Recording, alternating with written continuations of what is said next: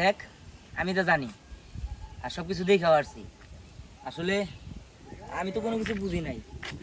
আর আরাফাতের কাছে ফোন দিলে ও বলতো যে বাবা ক্যামেরা তো সুন্দর হলো। আমি যোগাযোগ করি, কাজে আছে, ব্যস্ত আছে, এইটা সেইটা খালি কই এড়াই যাইতো। আঙ্কেল ভালো আছেন? কি যোগাযোগ করি নাই মানে? এই তুই এগুলো কি বলতেছ? হ্যাঁ, আমি আরাফাতকে ফোন দিলে আরাফাত বলতো যে বাবা আর মা নাকি ব্যস্ত আছে, কখনো দিতই না। যখনই বলতাম ততক্ষণই ব্যস্ততা দেখাইতো।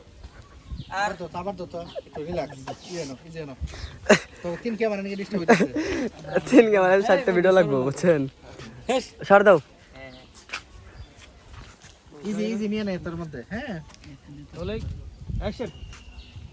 বাইক কয়টা আছে? এটা বাইক রেস বানাই।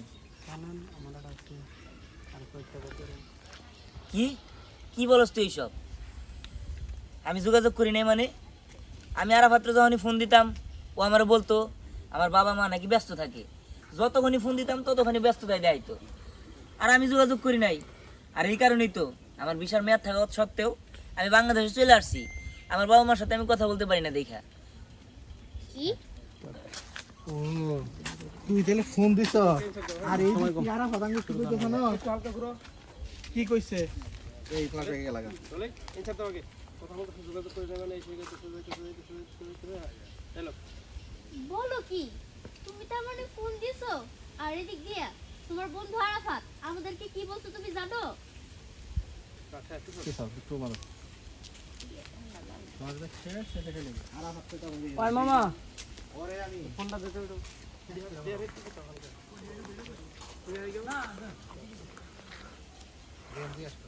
আরাফাত কি কইছে? সত্যি করে আমার কত বাবা মা সব কিছু লুকাইতেছে, কেউ আমার খোলাসা করে সব কইতাছে না। অ্যাকশন। এই মানে কি? আচ্ছা আরাফাত কি বলছে বলতো? সত্যি করে বল, যা কিছু হয়েছে সব সত্যি বলবি। বাবা মা কোনো কিছু বলতেছে না, আর কেউ কোনো কিছু বলতেছে না, তুই একটু বলতো আমারে। ঠিক আছে তাহলে শোনো। ওকে তো এই যে শোনানো শেষে ধ্যান রাখিয়া মাইয়া, হ্যাঁ বেঈমান প্রতারক ওরে আমি দেখে দেব। ওকে আমার জানের দোস্ত ছিল, কি হইছে কই যে দেখ। ওই আমার আরে সবচেয়ে মামা। বড় দুশমন।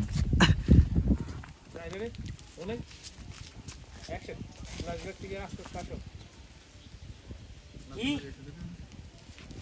ওরা তোর সাহস ওই কাজ করছে? আমি ওরা সবসময় বন্ধু ভাবতাম, কলিজার বন্ধু ভাবতাম, যার কারণে আমার বাবা মা হাসিটা আর পরিবার আমার হাতে তুলে দিয়েছে। ভাই এত বেমানি না করে। আমি জানতাম আমার উপরে বিশ্বাস ছিল যে আর সবাই বেমানি করলেও ও আমার সাথে